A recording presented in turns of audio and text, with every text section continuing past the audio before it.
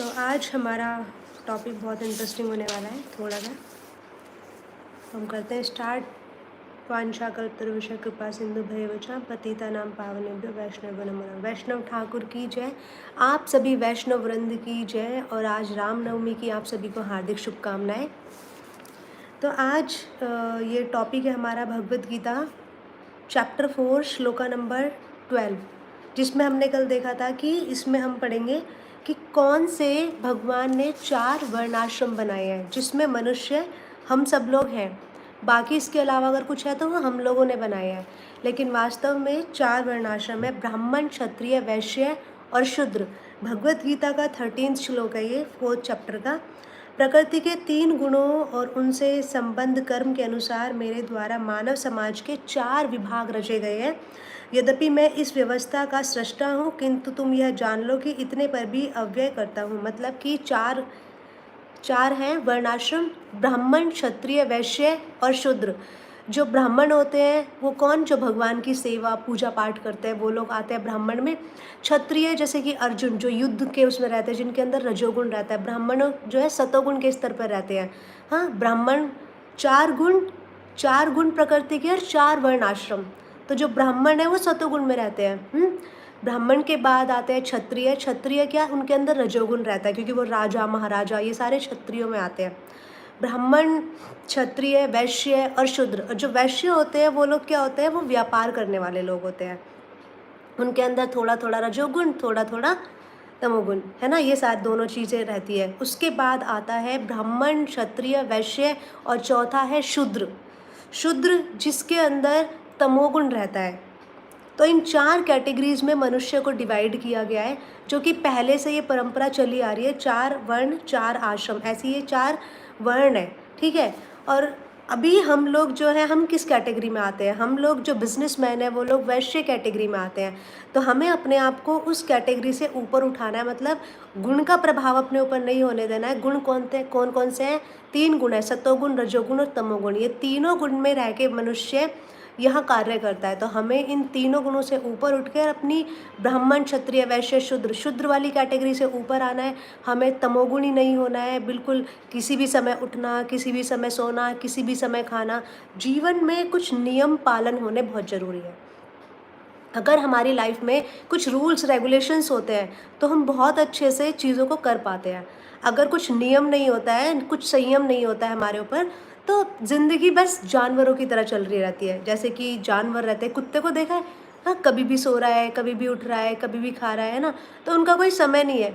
हाँ, वैसे लेकिन हम मनुष्य हैं, हमारे जीवन में कुछ रूल्स रेगुलेशंस होने चाहिए। हमें सुबह के समय उठना चाहिए, ब्रह्म मुहूर्त में उठ के स्नान करके भगवान की पूजा अर्चना करनी चाहिए, फिर अपने बाकी कार्यों को करें अच्छे से।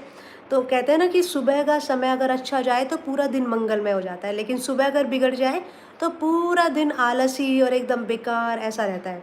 तो वो हमारी शुरुआत कहाँ से होती है, मॉर्निंग के समय से होती है। तो हमारा सुबह का समय जो सत्वगुण जिसके अंदर सबसे ज़्यादा रहता है, तो उस समय अगर हम उठते हैं, क्या बेनिफिट है मॉर्निंग में जल्दी उठने के। मॉर्निंग में जल्दी उठने के बेनिफिट ये है, इस संसार में बहुत सारे लोग हैं, इतने सारे करोड़ों लोग हैं, उन सब के विचार जागृत हो रहते हैं।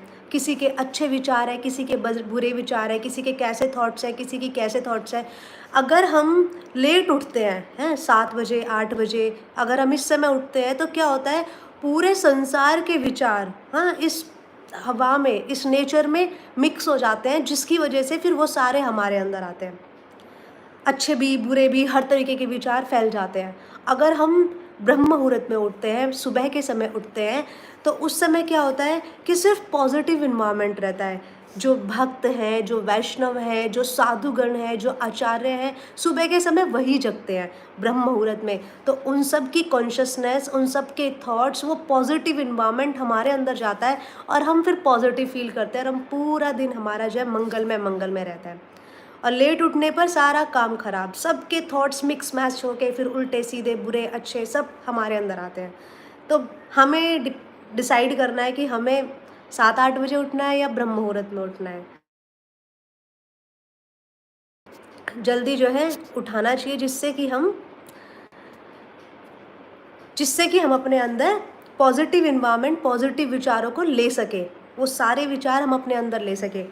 तो इस श्लोक में भगवान बता रहे हैं, बहुत सुंदर बता रहे हैं कि चाहे हम इस जाति का विभाग कहें, चाहे इसे कुछ भी कहें, इससे कोई फर्क नहीं पड़ता। हमारे अंदर हमें बस सतोगुण की कैटेगरी को ऊपर लेके जाना है, सतोगुण की कैटेगरी को ऊपर उठाना है बस। और वो कैसे होगा? जब हम सुबह जल्दी उठेंगे, भक्तों का संग करेंगे, जब हम शास्त्रों का अध्ययन करेंगे, जब नाम जप अपनी जीवा को नाम जप की प्रैक्टिस करवाएंगे, तो ये सारी चीज़ों में फिर हम ऊपर उठ पाएंगे। ये क्वेश्चन आंसर्स मैं थोड़ी लास्ट में देखूंगी, आप लोग लिख दीजिए और अब से 15 मिनट्स बाद ये क्वेश्चन आंसर सेशन करेंगे हम लोग। तो आप लोग जो भी है यहाँ पे टाइप कर लीजिए। उसके बाद भगवान कह रहे हैं 14 श्लोक में, मुझ पर किसी कर्म का प्रभाव नहीं पड़ता। भगवान पे किसी भी कर्म का प्रभाव नहीं पड़ता। हाँ, ना ही मैं कर्म फल की कामना करता हूँ। मेरे संबंध में इस सत्य को जानता हूँ, वह भी कर्म फल के पाश मैं नहीं बनता। मतलब कुछ भी होता रहे, भगवान के ऊपर किसी भी कर्म का, किसी भी कर्म फल का, किसी भी सिचुएशन का कोई प्रभाव नहीं पड़ता। लेकिन हमारे ऊपर पड़ता है, हमारे ऊपर पड़ता है। क्यों? क्योंकि हमारी कॉन्शियसनेस उतनी हाई नहीं है, भगवान की कॉन्शियसनेस बहुत हाई है। तो अगर हम ये सोचते हैं ना कि हम भगवान का अनुकरण करें, भगवान की तरह हम जो है जैसे भगवान करते थे उनसे सीखे, तो बिल्कुल सीखना चाहिए। भगवान के श्री राम अवतार भगवान लेके आए, हर एक क्षण हर एक उसमें भगवान सिखा रहे हैं। भगवान खड़े भी हो रहे हैं तो भगवान गंभीरता के साथ, भगवान के अंदर भगवान श्री राम एकदम हर चीज़ में क्या अपने आप को दृढ़ एकदम हर चीज़ में सिखाने वाली क्वालिटी रख के आए हैं भगवान। हाँ, तो हमें वहाँ से सीखना चाहिए। तो अभी यहाँ पे एक छोटा सा एग्जांपल, भगवान बोल रहे हैं कि मुझे किसी भी कर्म फल से कोई फर्क नहीं पड़ता। भगवान ने इतना बड़ा साम्राज्य है, भगवान के इतने सारे पुत्र, हाँ, लेकिन जब भगवान ने देखा कि ये लोग गलत कर रहे हैं तो सब आपस में लड़के मर गए, पूरा वंश खत्म हो गया। तो भगवान जितने बड़े वैरागी है उतने बड़े त्यागी भी है। भगवान के ऊपर कोई फ़र्क नहीं पड़ता इन चीज़ों का। अगर वो किसी चीज़ को पा रहे हैं, हासिल कर रहे हैं, तो वो अटैच नहीं होते उस चीज़ में। वो जैसे ले रहे हैं वैसे ही गवा भी देते हैं। गोपियों का प्रेम, हाँ, सबका प्रेम। जब भगवान ने प्रेम किया तो पूरी लीला में प्रेम दिखाया, और जब भगवान त्यागने पे आए तो भगवान सब कुछ छोड़ छाड़ के द्वारिका चले गए। तो भगवान ऐसे हैं, भगवान सबसे बड़े त्यागी, सबसे बड़े वैरागी, सबसे बड़े प्रेमी, उनसे ज़्यादा कोई कुछ है ही नहीं। तो हमें भगवान की उन क्वालिटीज़ से सीखना चाहिए कि कहाँ चीज़ों को लेना है, कहाँ चीज़ों को आउट करना है। इन एंड आउट वाली क्वालिटी हमें भगवान से लेनी चाहिए। अगर हमें भगवान से कुछ सीखना ही है तो हमें इस तरह से सीखना चाहिए। भगवान साफ साफ कह रहे हैं कि भाई मैं नहीं बनता किसी भी कर्म फल में, मैं किसी भी चीज़ में बंधित नहीं होता, मुझे कोई फ़र्क नहीं पड़ता किसी भी चीज़ का। जहाँ जो कार्य करना है मैं वो कर रहा हूँ। हाँ, भगवान बिल्कुल कर्म फल से बंधने के लिए मना कर रहे हैं, क्लियर मना कर रहे हैं। कोई ज़रूरत नहीं है बंधने की किसी भी चीज़ से। सिर्फ बंधना है तो मुझसे बंधो, मेरे प्रेम से बंधो। हाँ, मुझसे बंधो, मुझसे प्रेम करो, मेरी सेवा करो, अगर तुम्हें बंधना ही है तो। बाकी किसी संसार में अगर हम बंधते हैं किसी के प्रति, तो वो बंधन एकमात्र मोह का कारण है, कुछ समय के लिए। आप आजमा के देखो, आपके रिश्तेदार जो भी आपसे बहुत प्रेम करते हो, जब तक आप उनके काम आते हो तब तक वो आपसे प्रेम करते हैं। आपका मतलब निकल जाए या आप उनके किसी काम के ना बचो, कुछ भी ना रहे, तो उस दिन पता चल जाएगा वास्तव में कितना प्रेम है। ये संसार का नियम है। लेकिन यदि हम भगवान से प्रेम करते हैं, हम भगवान से अपनी आसक्ति बनाते हैं, भगवान को अपना सर्वस्व सौंप देते हैं, तो भगवान फिर उसको बहुत अच्छे से निभाते हैं, बहुत अच्छे से। उनसे ज़्यादा अच्छा कोई निभा भी नहीं सकता। इस संसार में कोई ऐसा पैदा नहीं हुआ जो हमें निभा सके, हमारे प्रेम को, हमारे इमोशंस को, हमारे फीलिंग्स को जो बहुत अच्छे से समझ सके। ऐसा कोई भी नहीं है। समय आने पर हर चीज़ बदल जाती है, नष्ट हो जाती है, ख़त्म हो जाती है। लेकिन भगवान के साथ जो हमारा संबंध है वो शाश्वत रहता है, कभी नष्ट नहीं होता। हम एक बार बना लेते हैं तो उसका कभी अंत ही नहीं होता। तो अगर संबंध बनाना है, महाराज बहुत अच्छा आज लेक्चर में बता रहे थे कि अगर हमें कोई संबंध बनाना ही है, अगर हमें प्रेम करना ही है, कोई रिलेशन बनाना ही है, तो ठाकुर जी से बनाओ ना, श्री जी से बनाओ ना। फिर वो संबंध को निभाते हैं, कितना अच्छे से निभाते हैं। इधर उधर संसार में जो हम संबंध बनाते हैं वो तो यहीं ख़त्म हो जाते हैं, क्या ही नष्ट हो जाते हैं। लेकिन जो भगवान के साथ संबंध बनाते हैं वो तो सनातन काल तक चलता है, कभी नष्ट ही नहीं होता, जिसका कोई अंत ही नहीं होता। तो क्या फ़ायदा ऐसे झूठे मूठे दिखावे के कुछ समय के संबंध बनाने से। हाँ, अपना जिम्मेदारी है बस वो करो, लेकिन हृदय से जो हृदय है वो भगवान को समर्पित होना चाहिए, भगवान के प्रति हमारी शरणागति होनी चाहिए। अब भगवान बहुत सुंदर बात एक और कह रहे हैं कि प्राचीन काल में समस्त मुक्त आत्माओं ने मेरी दिव्य प्रकृति को जान करके ही कर्म किया है। हमेशा लोगों ने मुझे ही जान करके कर्म किया है, और तुम्हें चाहिए कि उन पद चिन्हों का अनुकरण करते हुए अपने कर्तव्य का पालन करो। भगवान अर्जुन को समझा रहे हैं ना कि तुम भी क्या करो, सिर्फ अपने कर्तव्य का पालन कर दो, बाकी कुछ चीज़ मत करो, मुझ पे छोड़ दो सारी चीज़ें। तुम्हें कुछ नहीं करना, कुछ भी नहीं करना, मैं बोल रहा हूँ इसलिए कर दो। जब मैं बोलूँगा छोड़ दो तो छोड़ दो, अभी मैं बोल रहा हूँ कर लो तो कर लो, जब मैं बोलूँगा मत करो तो छोड़ छाड़ के सब कुछ चले जाओ। तो ये जो है एक भक्त का एक भगवान की वार्तालाप चल रही है। मनुष्य की दो श्रेणियाँ होती हैं, दो टाइप के मनुष्य होते हैं, ठीक है। कुछ मनोदूषित विचार भरे, कुछ ऐसे होते हैं जिनके मन में दूषित विचार भरे होते हैं, गलत आचरण होता है, गलत संगति होती है, उल्टे सीधे विचार मन में रहते हैं। और कुछ ऐसे रहते हैं जो पॉजिटिव विचार वाले रहते हैं, कुछ भी हो जाए हर परिस्थिति में शुद्ध विचार, पवित्र विचार। किसी सिचुएशन में अपने आप को वो नहीं समझते कि हाँ मैं ही करता हूँ, मैं ही हूँ, हर सिचुएशन में एकदम सात्विक गुण वाले। तो हमें किसका आचरण करना चाहिए? हमें उन व्यक्ति का आचरण करना चाहिए जिनके अंदर सात्विक गुण हो, जो सतोगुण में रहते हों, जो शुद्ध आचरण के हों। अगर हम ऐसे लोगों का संग करते हैं तो हमारे विचार वो हमारे अंदर आते हैं, उनके विचार, उनका चरित्र, उनकी पॉजिटिवनेस सब हमारे अंदर आती है। क्योंकि कहते हैं ना कि जैसा करोगे संग वैसा चढ़ेगा रंग। तो हम जैसा संग करते हैं वैसी हमारी चेतना होती है, वैसे ही हम लोग होते हैं। तो हमें हमेशा ऐसे लोगों को अपने फ्रेंड सर्कल में, अपने सर्कल में रखना चाहिए जो शुद्ध विचार के हों, जो सत्वगुण में रहते हों, जो कभी गलत संगति ना करते हों, जो नशा ना करते हों। ऐसे लोगों का हमें संग करना चाहिए। और जो ऐसे लोग ना हों जो तमोगुण हों, जो गलत आचरण वाले हों, जो गलत विचार के हों, उनका हमें त्याग कर देना चाहिए। उनसे हमें बस मतलब नहीं रखना चाहिए। हमें मतलब रखना चाहिए अच्छे लोगों से, जिससे कि हमें कुछ सीखने के लिए मिले। हमें देखना है कि भाई मैं अगर इसके साथ हूँ तो मैं इससे क्या सीख रहा हूँ। क्योंकि आप जानते हैं दत्तात्रेय मुनि ने 24 गुरु बनाए थे इस प्रकृति से। तो हम भी अपने ऐसे गुरु बना सकते हैं। ये प्रकृति हमें बहुत कुछ सिखाती है, हमें इधर उधर झांकने की ज़रूरत ही नहीं है।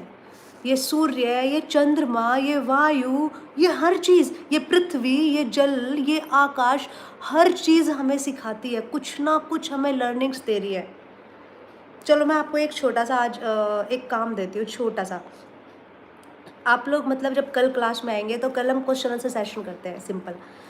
तो सबसे पहले एक चीज़, बस एक क्वेश्चन है पहला, कि पृथ्वी से हमें क्या सीखने के लिए मिलता है। एकदम यूनिक होना चाहिए, एकदम यूनिक, कि पृथ्वी से आपको क्या मोटिवेशन मिलता है, पृथ्वी आपको क्या सिखाती है। अगर आपको बोला जाए कि पृथ्वी को अपना गुरु बनाओ तो उसके अंदर क्या योग्यता है कि आप पृथ्वी को अपना गुरु बना रहे हैं। ये क्वेश्चन के ऊपर आप वर्क करके आएंगे थोड़ा सा 5-10 मिनट निकाल के, और फिर इसके ऊपर हम डिस्कस, सबके क्वेश्चन आंसर्स यहाँ पे सब अपना जो है यहाँ पे बताएंगे, और फिर जो है उसके बाद हम डिस्कस करेंगे। तो ये छोटा सा काम है आप लोगों का, जैसे कि होमवर्क समझ लीजिए इसको। तो देखना कि पृथ्वी आपको क्या सिखा रही है, पृथ्वी आपको क्या लर्निंग्स दे रही है। अगर आपको गुरु बनाना है पृथ्वी को तो क्यों, क्या सीख रहे हैं आप उससे, ये आपका वर्क है। उसके बाद फिर बाकी देखते हैं। तो ऐसे ही हर एक नेचर में हमें हमारे गुरु अनेक हो सकते हैं, जिससे हमें सीखने के लिए मिल रहा है वही हमारा गुरु। एक छोटा सा बालक अगर हमें एक चीज़ सिखा रहा है तो वो हमारा गुरु। एक बार चैतन्य महाप्रभु, सोचो चैतन्य महाप्रभु भगवान श्री कृष्ण का अवतार है, जो कि 550 वर्ष पूर्व अवतार लेके आए थे। चैतन्य जो राधा कृष्ण का जुगल है ना, अवतार है। तो चैतन्य महाप्रभु जा रहे थे वॉशरूम, तो एक छोटा सा बालक बोलता, क्योंकि चैतन्य महाप्रभु की जिभा हरे कृष्ण महामंत्र जपती रहती थी, रुकती नहीं थी। तो जीभ उनकी कंटिन्यू चलती रहती थी, रुकती नहीं थी कभी, भगवान का नाम कभी रुकता ही नहीं था। तो उन्होंने क्या किया, अपनी जीभ के नीचे एक तिनका लगा लिया जिससे कि जीभ रुक जाए। जब वो जा रहे थे वॉशरूम तो उन्होंने तिनका लगा लिया कि भाई वो अपवित्र जगह है तो मैं वहाँ तिनका लगा लेता हूँ और वहाँ पे मैं फिर आता हूँ। तो एक बालक उनको बोले कि आपने ऐसा क्यों किया? तो उन्होंने बोला क्योंकि मैं वॉशरूम जा रहा हूँ तो इसीलिए जो है मैं अपनी जीभ के नीचे तिनका लगा रहा हूँ जिससे कि मेरी जीभ रुक सके, क्योंकि वो हरिनाम से कभी रुकती नहीं है। तो वो बालक बोलता है कि अच्छा, अगर उसी समय मृत्यु हो गई तो, उसी समय प्राण निकल गए तो, क्योंकि समय का तो कुछ नहीं पता, कुछ भी नहीं पता कब क्या हो जाए, कोई पता ही नहीं है, एक क्षण है अगले क्षण ना रहे। तो चैतन्य महाप्रभु ने वहाँ पे उस बालक को अपना गुरु बनाया और उससे सीखा कि हम किसी भी परिस्थिति में क्यों ना हो, कहीं पे भी क्यों ना हो, लेकिन हमारा भगवान का नाम कभी रुकना ही नहीं चाहिए, क्योंकि अंत समय का कुछ नहीं पता भैया, कब हरि बोल हो जाए हमारा, कब ऐसा समय आ जाए कि हम चल बसे। तो हम कहीं भी हो, हरिनाम इतना ज़्यादा प्योर है, इतना प्योर है कि इसको हम कहीं पे भी जप कर सकते हैं। इवन वॉशरूम में भी आप हरिनाम जप कर सकते हैं, क्योंकि ये इम्प्योर नहीं होता। वहाँ पे आप माला नहीं लेके जानी है, जिभा से, ओनली जिभा से, अपनी बीट बैग को, तुलसी को नहीं लेके जाना है जो आपकी माला जप माला रहती है, लेकिन जिभा के माध्यम से अगर आप बाथरूम में भी है तो वहाँ पे भी आप भगवान का नाम निरंतर जप सकते हैं। कोई परहेज नहीं है, क्योंकि भगवान का नाम इतना प्योर है, इतना प्योर है कि वो हमारा प्योरिफिकेशन करता है, ना कि वो खुद अपवित्र होता है।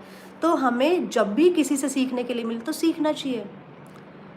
एक गैया है, पेड़ है, पौधे हैं, ये मिट्टी है, जो भी हमें सिखा रही है सीखो भाई, सबको अपना गुरु बनाओ। हाँ, गुरु हमारे अनेक हो सकते हैं लेकिन दीक्षा गुरु एक ही होता है। ये कन्फ्यूज़न मत क्रिएट कर लेना कि बस इससे भी, इससे भी, इससे भी। दीक्षा गुरु एक ही होता है जो हमारा उत्तरदायित्व अपने ऊपर लेता है, लेकिन ज्ञान के माध्यम में शिक्षा गुरु हमारे अनेक हो सकते हैं, कोई भी हमारा गुरु बन सकता है, शिक्षा गुरु। ठीक है, आगे भगवान कह रहे हैं कर्म क्या है, अकर्म क्या है। कर्म क्या है भगवान अब बता रहे हैं, और अकर्म क्या है, इसे निश्चित करने से बुद्धिमान व्यक्ति भी मोहग्रस्त हो जाते हैं। वास्तव में अतः मैं तुमको बताऊंगा कि कर्म क्या है, जिसे जानकर तुम सारे अशुभ से मुक्त हो सकोगे। मतलब अर्जुन बहुत संकट में है, बहुत परेशान है, मन में अशुभ अशुभ विचार लेके आ रहे हैं। तो भगवान बता रहे हैं कि कोई भी व्यक्ति मोहग्रस्त हो जाता है, कोई भी कंफ्यूज हो जाता है कर्म और अकर्म के बारे में सोच के कि कर्म क्या है भाई, अकर्म क्या है, क्या करूँ क्या ना करूँ, इस चीज़ को जानकर। तो भगवान वो पॉइंट क्लैरिफाई कर रहे हैं कि कर्म क्या है और अकर्म क्या है। इसे जानकर तुम शोक युक्त हो जाओगे, मुक्त हो जाओगे हर प्रकार की टेंशन से जो तुम्हारे हृदय में चल रही है। तो भगवान बताते हैं कि कर्म की बारीकियों को समझना अत्यंत कठिन है, अत्यंत कठिन है। अतः मनुष्य को चाहिए कि वह ठीक से जाने कि कर्म क्या है और विकर्म क्या है और अकर्म क्या है। कर्म, विकर्म, अकर्म, ये 3 कैटेगरीज हैं, इनको बहुत अच्छे से जानना चाहिए। ठीक है, तो आगे भगवान बता रहे हैं कि यदि कोई सचमुच ही भवबंधन से मुक्त चाहता है तो उसे कर्म, अकर्म तथा विकर्म के अंतर को समझना होगा। कर्म, अकर्म तथा विकर्म विश्लेषण की आवश्यकता, क्योंकि अत्यंत गहन विषय है, बहुत डीप बात है ये। कर्म, अकर्म और विकर्म, इन तीनों चीज़ों के बारे में जानना बहुत डीप है। अगर किसी को वास्तव में अपनी लाइफ में सक्सेसफुल होना है तो इन तीनों पॉइंट्स को क्लियर करना होगा पहले तो, कि कर्म क्या है भाई, अकर्म क्या है और विकर्म क्या है। तो गुणों के अनुसार कर्म को समझने के लिए परमेश्वर के साथ अपने संबंध को सबसे पहले जानना होगा कि मेरा परमेश्वर के साथ संबंध क्या है, क्या रिलेशन है मेरा भगवान के साथ। मैं तो भगवान का ही अंश हूँ, सिंपल। मैं किसका अंश हूँ भाई, मैं परमात्मा का अंश हूँ। मेरी जो आत्मा है वो परमात्मा का ही अंश है, भगवान का ही पार्ट एंड पार्शल है, उसी में से निकली हुई है। तो मैं परमात्मा का अंश हूँ, मेरे परम पिता परमात्मा ही है। इस शरीर के पिता कोई और हो सकते हैं, पिछला शरीर था उसके पिता कोई और हो सकते हैं, आगे को जो मिलेगा उसके पिता कोई और हो सकते हैं, लेकिन वास्तव में जो सनातन काल से मेरे पिता चलते आ रहे हैं वो कौन है, परमात्मा, भगवान कृष्ण मेरे पिता है। और भगवान का मैं कौन हूँ, उनका एक नित्य दास हूँ। मैं भगवान का एक नित्य दास हूँ, मेरी कोई योग्यता नहीं है, मैं भगवान का एक किंकर। एक बहुत सुंदर बात कहते हैं यहाँ पे कि मैं भगवान का दास बनूँ कि भगवान के दासों का दास बनूँ। बहुत सुंदर टॉपिक है ये। तो बताते हैं, महाराज बताते हैं बहुत सुंदर कि व्यक्ति को भगवान का दास बनने से ज़्यादा अच्छा है कि भगवान के भी दासों का भी, दासों का भी, दासों का भी, दासों का भी दास बनना स्वीकार करना चाहिए।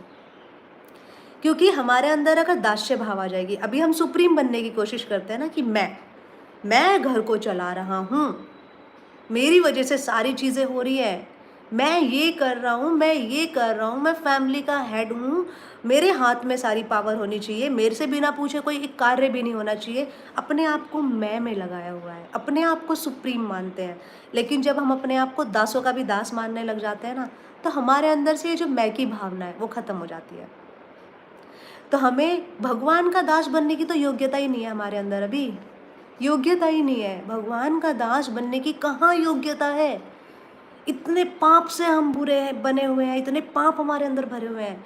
लेकिन हाँ, भगवान के दासों का दासों का दासों का दासों का दासों का दासों का दासों का भी जो दास अगर बनना स्वीकार कर ले, वो परम श्रेणी को प्राप्त करता है। क्योंकि भगवान अपने दासों के दासों की बहुत ज़्यादा प्रशंसा करते हैं, बहुत प्रसन्न रहते हैं। और एक होता है ना, एक पिता अपनी संतान के पैदा होने पे भले ही वो ना नाच पाए, ना खुश हो पाए, लेकिन जब उसका पोता पैदा होता है तो उसको बहुत खुशी होती है, बहुत खुशी होती है। और जब पड़पोता हो तो और भी खुशी होती है। हाँ, वैसे ही भगवान के साथ हमें हो सकता है कि दास है मेरा, भगवान कई बार साइड कर दे, लेकिन जब देखें मेरे दास का दास, ये तो मेरे भी दास का दास है, तो भगवान और जल्दी कि भाई मेरे भक्त की बेइज्जती नहीं होनी चाहिए, मेरे भक्त का कोई ऐसा नाम नहीं आना चाहिए कि उसका जो दास है उसको कोई समस्या हो रही है। तो इसीलिए हमें भगवान के दासों का दास बनने का प्रयास करना चाहिए, जिससे हम भगवान के पास जल्दी से जल्दी जा सके, भगवान को ज़्यादा समीप से जान सके, जल्दी से। अगर हमें फास्टेस्ट टिकट कटवाना है ना अपना भगवान का, तो उनके दासों का दास, यानी कि भगवान के भक्तों के चरणों को पकड़ लो, बस काम हो जाएगा। बस उनके चरणों को पकड़ लो, उनके चरण अगर हमने पकड़ लिए तो हम समझो भगवान ने हमें स्वीकार कर लिया, बस। तो आगे भगवान बता रहे हैं, जो मनुष्य कर्म में अकर्म और अकर्म में कर्म देखता है, वह सभी मनुष्य में बुद्धिमान है और सभी प्रकार के कर्मों में प्रवृत्त होकर भी दिव्य स्थिति में रहता है। मतलब कर्म में अकर्म, सिंपल सी बात है, जो हमारे कर्म है मतलब कर दो और मत करो।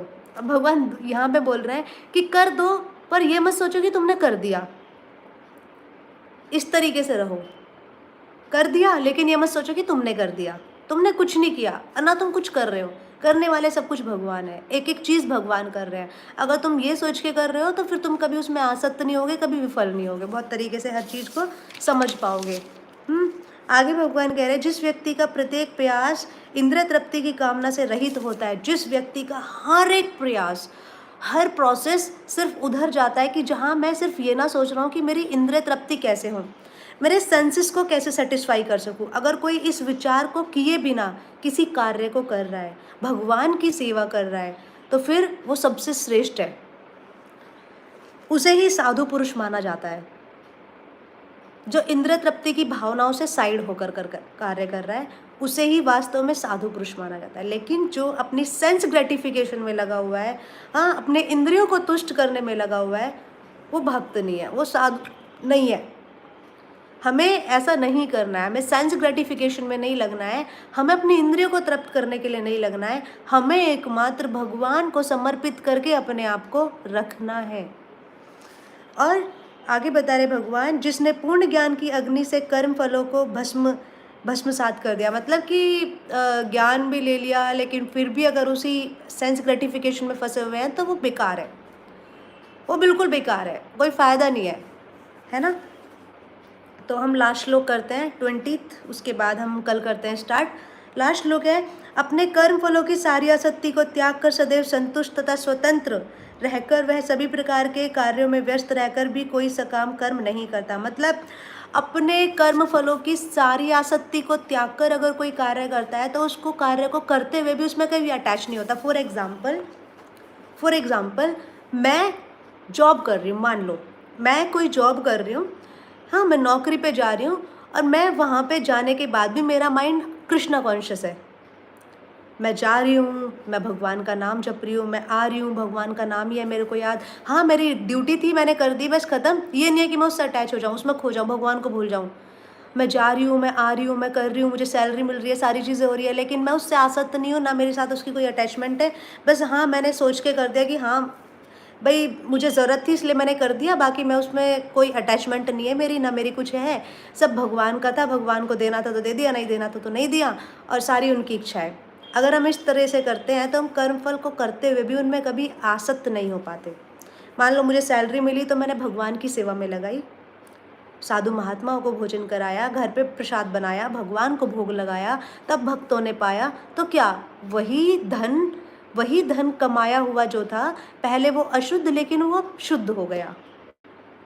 तो ये होता है कर्म फल करते हुए भी कर्म फल में अटैच ना होना, है ना। तो हमें जो भी कार्य करते हैं भगवान को समर्पित करके अगर हम करते हैं तो हम उसमें बड़े आनंद के साथ रह पाते हैं, हमें फिर किसी चीज़ की कोई समस्या का सामना नहीं करना पड़ता।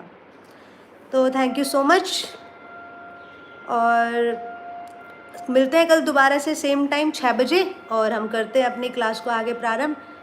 21 से हमारी स्टार्ट होगी, 21 श्लोक से, 4th चैप्टर का 21 है। यहाँ तक आप पढ़ लीजिएगा थोड़ा डीप तात्पर्य जो कि है, तो आपको और अच्छे से समझ में आ जाएंगी चीज़ें। अब यहाँ पे था कि बिना अलार्म के जल्दी कैसे उठें। ये प्रैक्टिस होती है। अगर हम स्टार्टिंग में तो अलार्म आप लगा लेंगे, कोई प्रॉब्लम नहीं है, अलार्म लगाएं इस समय कि हाँ मुझे उठना है। अब जब अलार्म बजेगा तो लगेगा मन याद छोड़, नहीं उठता, रहने देता हूँ ना, आज कल से उठ जाता हूँ, अभी नींद आ रही है, अभी तो सोया था, ऐसे ऐसे विचार हमारे मन में आते हैं। लेकिन जब हमारा दृढ़ संकल्प हो जाता है ना किसी भी चीज़ को करने के लिए, तो फिर कुछ भी हो जाए फिर हम उठेंगे। आप ऐसा कंटिन्यू सिर्फ 10 दिन कर लीजिए, 10 दिन मतलब 2 हफ्ते कर लीजिए, या फिर 14 दिन कंटिन्यू कर लीजिए कि हाँ मुझे सेम टाइम पे उठना है। आपको अपने आप बिना अलार्म के उस समय अपने आप आँख खुल जाएगी। और हर व्यक्ति की, चाहे किसी को एक्सपीरियंस, चाहे कोई उठता हो या ना उठता हो, सुबह ब्रह्म मुहूर्त में हर किसी की आँख ज़रूर खुलती है, लेकिन हम उठते नहीं हैं। आप चाहे आजमा के देख लेना, हर किसी की ब्रह्म मुहूर्त में एक बार आँख ज़रूर खुलती है, ज़रूर, लेकिन हम उठते ही नहीं है, दोबारा सो जाते हैं। तो हमें अलार्म की ज़रूरत तब पड़ती है जब हम डिपेंडेंट हो जाते हैं, लेकिन जब अपने आप को इंडिपेंडेंट कर लेते हैं तो अलार्म की ज़रूरत भी नहीं पड़ती, अपने आप आँख खुलती है कि हाँ इस समय हो गया है, ये समय अब ये देखेंगे तो वही समय होता है, और आप उठ के और अपना कार्य कर लीजिए। आप आजमा के देखना, ये चीज़ सीरियसली ऐसी होता है कि हम सबकी आँखें खुलती हैं उस समय, लेकिन हम फिर भी अपने आप को निंद्रा में व्यस्त करके दोबारा सो जाते हैं।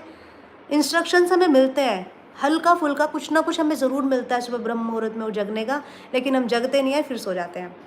और बिना अलार्म के तभी प्रैक्टिस होगी जब हम अपना इंडिपेंडेंट बना दिखाएंगे। डिपेंड है भी हम अलार्म पे तो कोई बात नहीं, डिपेंड है भी तो कोई दिक्कत नहीं है। 10 दिन प्रैक्टिस कीजिए, 11वें दिन अपने आप आँख खुल जाएगी सुबह। ओके,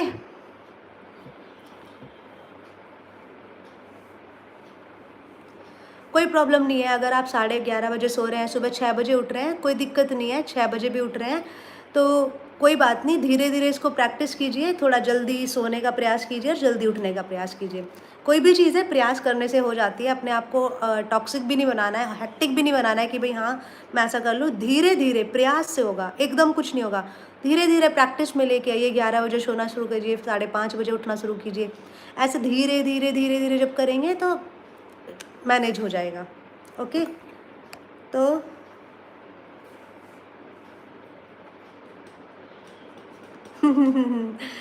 ये तो एक सिंपल सी बात है कि जब से इस्कॉन ज्वाइन किया है तब से घर वाले दोस्त ताने मारते हैं।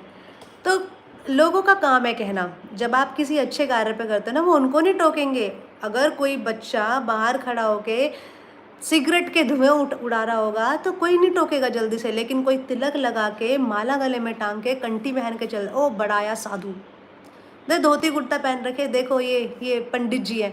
तो ऐसे तो लोग मिलेंगे जो बोलने वाले हैं, बोलने दीजिए उनको, कोई फ़र्क नहीं पड़ता। बोल दीजिए कि आप तो नहीं पहन रहे ना, मैं पहन रहा हूँ, मुझे अच्छा लग रहा है। आपको अच्छा नहीं लग रहा था आप मत करो। भाई मुझे अच्छा लग रहा है मैं कर रहा हूँ। हर किसी को स्वतंत्रता मिली है। हाँ, आपको जो अच्छा लगता है आप वो करो, मुझे जो अच्छा लग रहा है वो मैं करूँ। ऐसे लोगों से कभी भी डिमोटिवेट नहीं होना है, बल्कि खुश होना है। अरे वाह, अरे वाह, मुझे भगवान के मार्ग से रोकने वाले 2 लोग आए थे पर मैंने उनकी नहीं सुनी, मैं फिर भी बढ़ता चला गया। ऐसे अपने आप को पॉजिटिव रखना है हर सिचुएशन में। ऐसे लोगों से मूंड मार के भी कोई फ़ायदा नहीं है, क्योंकि वो सिर्फ डिबेट करने के लिए होते हैं। वो किसी ना किसी, उनको समझना नहीं होता दरअसल बस वो डिबेट करना चाहते हैं, उनको समझना नहीं होता। वो समझेंगे जब उन्हें खुद आत्म साक्षात्कार होगा कभी, तो खुद रियलाइज़ हो जाएगा। तो जो जैसे कर रहा है उसको करने दीजिए। वो बोल रहे हैं, कुछ ताने मार रहे हैं, कह रहे हैं ठीक है भाई, कोई बात नहीं। भाई तुम्हें अच्छा नहीं लग रहा तुम मत करो, मुझे प्रशंसा मिल रही है इस कार्य को करने में तो मैं कर रहा हूँ। तुम्हें नहीं मिलती तो तुम मत करो। मैं तुम्हें तो नहीं बोल रहा तुम करो, लेकिन हाँ, मैं कर रहा हूँ, मुझे अच्छा लग रहा है। और एक और पॉजिटिव पॉइंट, भाई रोक रहे हो, ओह बहुत अच्छी बात है, मेरे कृष्ण ने देखो कितनी कृपा करी कि अपनी शरण में बुलाने के लिए, मुझे और ज़्यादा दृढ़ता बनाने के लिए ऐसे लोग मेरे सामने आ रहे हैं। आपको पता है मीराबाई ने कितने स्ट्रगल्स किए थे, कितने स्ट्रगल्स किए थे। उनको भक्ति मार्ग से कितना रोका जाता था, लेकिन उनका संकल्प एक ही रहता था। तो ये टेस्ट है छोटे छोटे, इनको क्रॉस करके आगे बढ़ना है। ठीक है, तो thank you so much. I hope कि समझ में आ गया होगा। ये छोटी छोटी परीक्षाएं होती हैं हमारी जब हम भक्ति मार्ग में आगे बढ़ते हैं, है ना। तो ये चीज़ें आती रहती हैं, छोटे छोटे ऑब्स्टेकल्स आएंगे, कुछ समस्या आएगी, छोटी छोटी चीज़ें आएंगी, तो उनसे घबराना नहीं है। वो तो नॉर्मल चीज़ें हैं, उनको, ये तो कुछ भी नहीं है। जीवन में बहुत बड़े बड़े दुख के पहाड़ झेले हैं भक्तों ने, तो हम वो सोच के अपने आप को बूस्ट कर सकते हैं कि देखो मेरा जीवन तो फिर भी कितना सिंपल है, और उन्हें तो कितनी ज़्यादा परेशानियाँ झेली हैं। ठीक है, तो ब्रह्म मुहूर्त का टाइम होता है सूर्य उदय से लगभग 40 मिनट पहले, है ना, वो ब्रह्म मुहूर्त का समय होता है। तो आप अपने फ़ोन में चेक कर सकते हैं, आजकल तो हर चीज़ आ जाती है। तो सुबह जो टाइम हो उस समय उठ के आप बात लेके और भगवान का जो है अच्छे से सेवा कर सकते हैं। ओके, तो थैंक यू सो मच। मिलते हैं कल दोबारा से सेम टाइम 6 बजे। हरे कृष्णा।